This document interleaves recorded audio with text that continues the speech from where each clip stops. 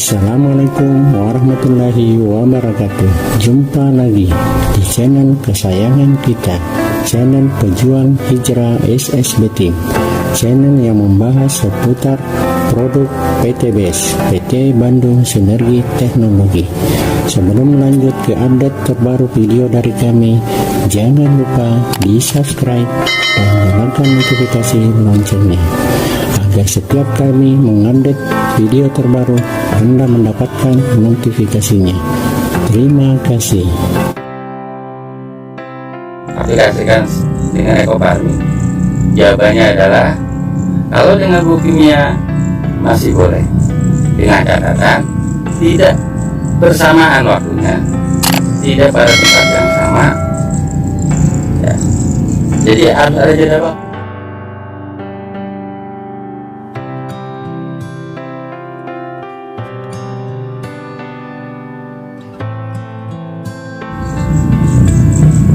Assalamualaikum warahmatullahi wabarakatuh.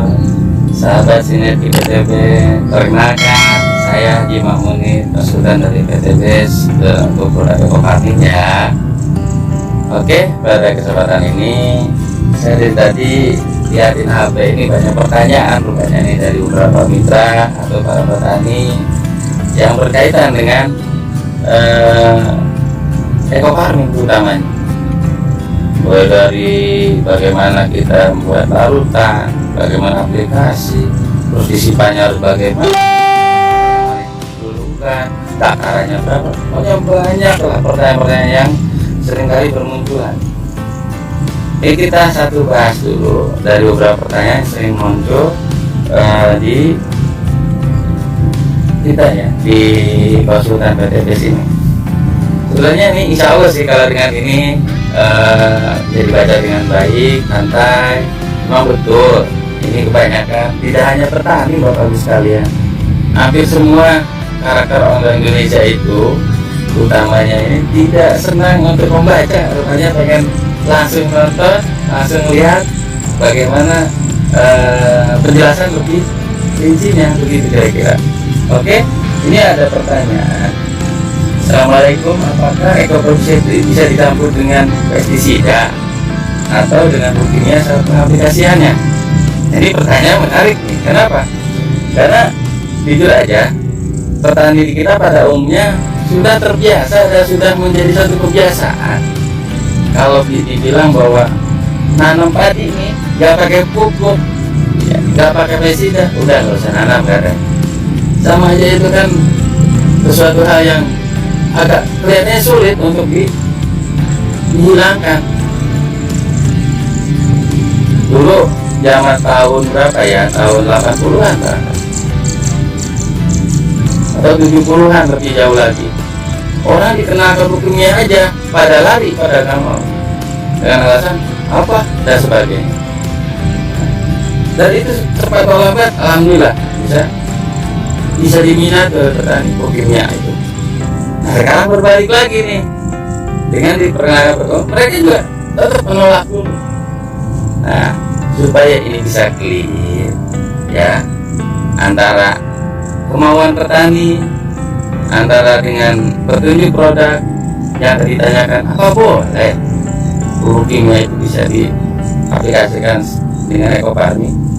Jawabannya adalah kalau dengan pupuk kimia masih boleh, dengan catatan tidak bersamaan waktunya, tidak pada tempat yang sama ya.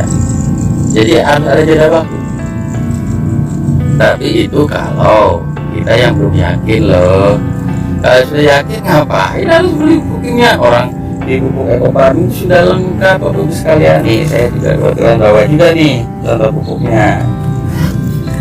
Nah ini tuh, di sini udah jelas di komposisinya, ada izin kementannya. Ini ada kandungan nitrogen, itu kan urea kalau pupuk kimianya. Ada kandungan P-nya itu sp36 atau kaliumnya ya dari HCl, bahkan yang sudah di mix itu NPK namanya. Nah intinya pertanyaan yang Bapak Ibu sekalian yang sering bermunculan, bagaimana Bapak bisa dikolaborasi dengan produknya, pada prinsipnya boleh-boleh saja. Cuman hanya tadi yang saya sampaikan 5T-nya ya, jangan sampai kita tidak tepat waktunya. Artinya bisa jadi petani karena sabur dicampur aja lah, ini setelah dilarutkan langsung diaduk dengan oleh, nggak begitu caranya. Tetap sesuai dengan jadwal, ini punya jadwal, pupuknya punya jadwal. Yang penting kita punya rentang waktu. Nih pada umumnya nih petani kalau pupuk seperti ini, rata-rata umur 10 hari untuk pupuk kimia. Paling cepatnya kadang-kadang yang rajin itu 2 hari. Nah kita di sini pupukan kedua berarti kan, dan pupuk pertamanya tadi di lahan sudah dilakukan.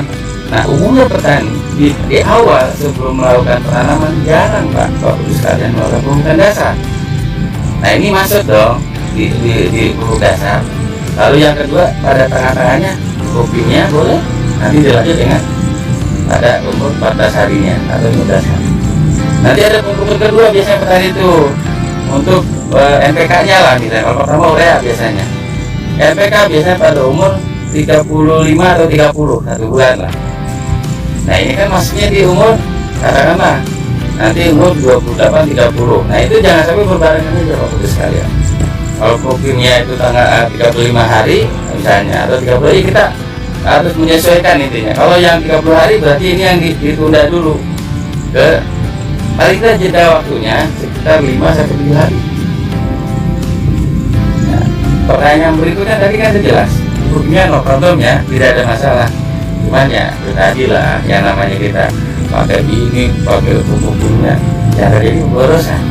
Artinya satu hal yang sudah ada di sini kenapa ditambahkan?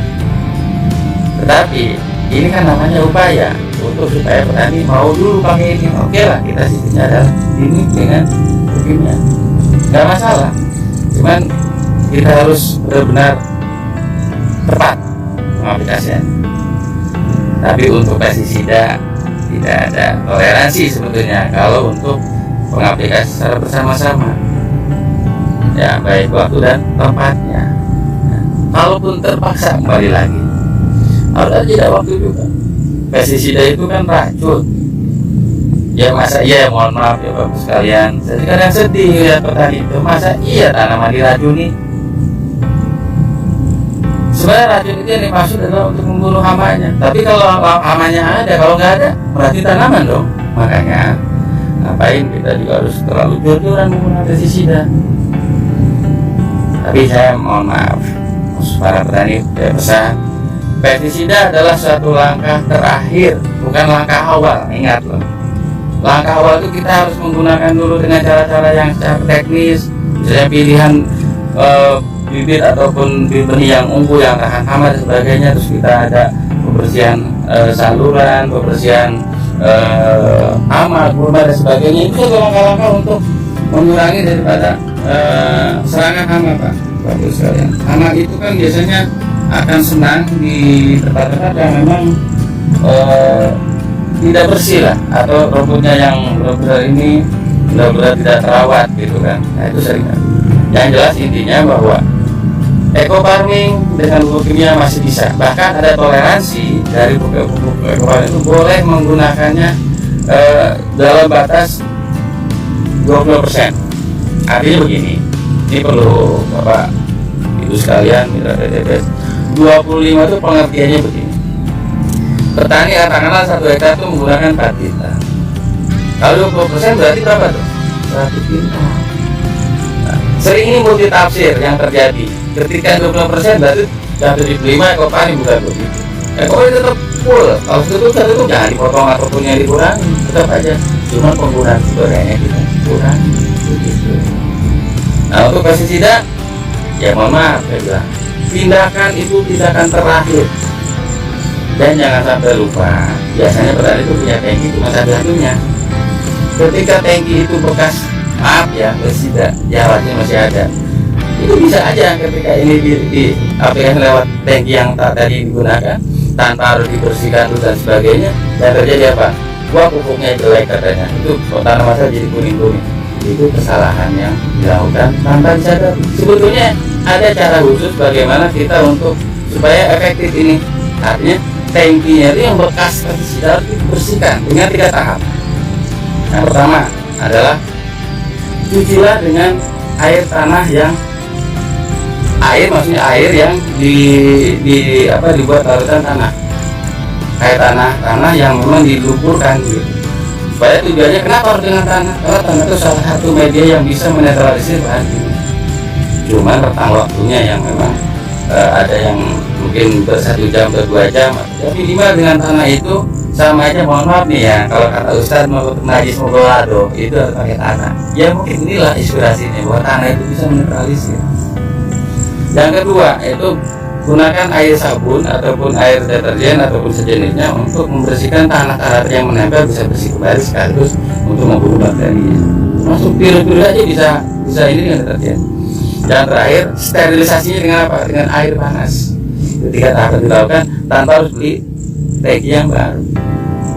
Ya syukur-syukur petani siap untuk menghadapi semuanya dengan beli teki baru, pupuknya baru, kaosnya baru lah misalnya, dan sebagainya.